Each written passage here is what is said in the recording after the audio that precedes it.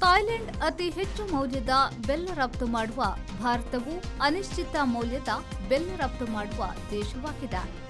Netherlands, France, USA ಬೆಲ್ಲ ಆಮದು ಮಾಡಿಕೊಂಡು ರಫ್ತು ಮಾಡುವ ದೇಶಗಳಾಗಿವೆ.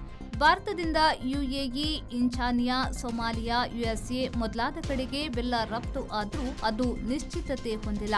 ಮೌಲ್ಯ ರೀತಿಯ ಅತಿ ಹೆಚ್ಚು ಬೆಲ್ಲ ರಫ್ತು ಮಾಡುವ ದೇಶಗಳು ಮುಂದಿನಂತಿವೆ.